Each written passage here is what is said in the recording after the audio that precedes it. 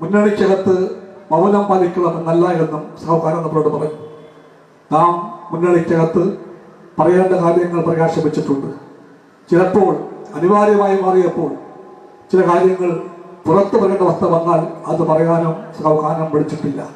Communist party ആ രാഷ്ട്രീയം മറന്നു വന്നില്ല. പുറത്തു പറയേണ്ടത് പുറത്തു പറയുമ്പോഴും അകത്ത് പറയേണ്ടത് അകത്ത് പറയുമ്പോഴും CPIക്ക് തികഞ്ഞ ബോധ്യമുണ്ട് ശക്തിപ്പെടേണ്ടത് LDF ആണ്. ആ LDFനെ ശക്തിപ്പെടുത്താൻ വേണ്ടിയല്ലാതെ ഒന്നും CPI ചെയ്തിട്ടില്ല, ചെയ്യാനും പോകുന്നില്ല.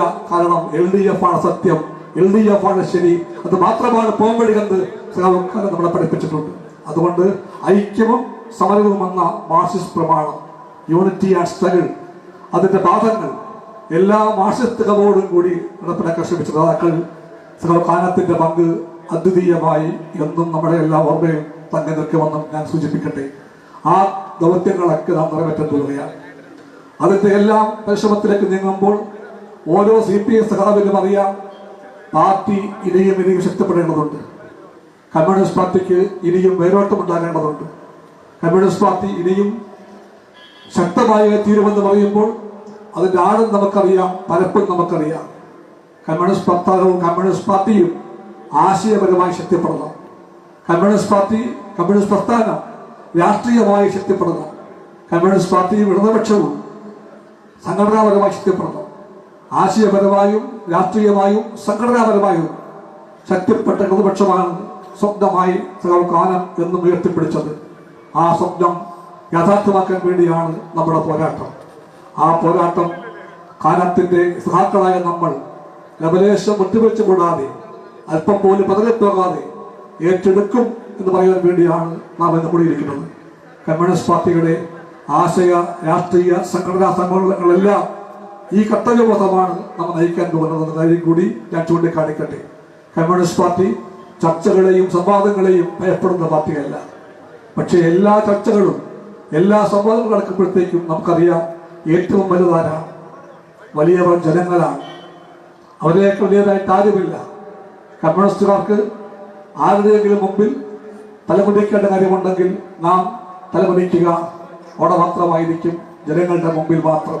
ബാക്കി എവിടെയും ഈ ശിരസ് നാം കുനിക്കാൻ പോകുന്നില്ല. പക്ഷെ ജനങ്ങളെ നാം മാനിക്കും.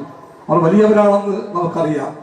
ആ പാഠം പഠിപ്പിച്ചവരിൽ ആദ്യം ഞാൻ കുറെ പേര് പറഞ്ഞില്ലേ, ആ നേതാക്കന്മാരുടെ എല്ലാ നിരയിൽ ഇന്നിപ്പോൾ നാം കാനത്തിന്റെ പേരും കൂട്ടിച്ചേർത്ത് പറയും. ജനങ്ങളെ വലിയവരായി കണ്ടുകൊണ്ട് ആ ജനതയുടെ സ്വപ്നങ്ങളെ പ്രിയപ്പെട്ടതായി കണ്ടുകൊണ്ട് അവയ്ക്ക് വേണ്ടി പോരാടുവാനും വിജയം ലഭിക്കാൻ ശ്രമിക്കുമ്പോൾ നാം വഹിക്കേണ്ട പങ്കിനെ പറ്റിയുള്ള തികഞ്ഞ ബോധ്യം കമ്മ്യൂണിസ്റ്റ് പാർട്ടിക്ക് വേണമെന്ന് നമ്മളെ പഠിപ്പിച്ച നേതാക്കന്മാരിൽ കാനമുണ്ട്. അവിടെയാണ് കമ്മ്യൂണിസ്റ്റ് മൂല്യങ്ങളെപ്പറ്റി നാം പറയുന്നത്. ആ മൂല്യങ്ങൾ പ്രധാനപ്പെട്ട ഒന്നാണ്. വെളിയം ഭാർഗവനും ചന്ദ്രപ്പനുമെല്ലാം നിരന്തരമായി പറഞ്ഞ ആ ആശയം അത് സ്വപ്നമല്ല, സത്യമാണ്. കമ്മ്യൂണിസ്റ്റ് മൂല്യങ്ങൾ കാനം അതിന്റെ വഴിയെ നീങ്ങിയ സഖാവായിരുന്നു. ആ മൂല്യങ്ങൾ ഇന്നും നാളെയും പ്രിയപ്പെട്ടവയാണ് നമുക്ക്. ആ മൂല്യങ്ങളെ പണയം വയ്ക്കാൻ ആവുകയില്ല. കമ്മ്യൂണിസ്റ്റ് മൂല്യങ്ങളെ ശക്തിപ്പെടുത്തിക്കൊണ്ടും അവയെ മുറുകെ പിടിച്ചുകൊണ്ടും വലതുപക്ഷത്തിന്റെ സ്വാധീനത്തിൽ നിന്ന് വീണു പോകാതിരിക്കാൻ നമ്മളെല്ലാം ജാഗ്രത പാലിക്കണം. എന്തുകൊണ്ടെന്നാൽ സമൂഹത്തിൽ ആ കാറ്റ് വീശുന്നുണ്ട്. വലതുപക്ഷ കാറ്റ്, പണത്തിന്റെ, പ്രതാപത്തിന്റെ, ജാതിമതത്തിന്റെ എല്ലാം കാറ്റ് വീശുന്ന ഈ സമയത്ത് നമുക്കറിയാം ആ കാറ്റിൽപ്പെട്ട് നമ്മുടെ ഈ വൻമരം വീഴാൻ പാടില്ല. നമ്മുടെ ബോധ്യങ്ങൾ പതറിപ്പോകാൻ പാടില്ല.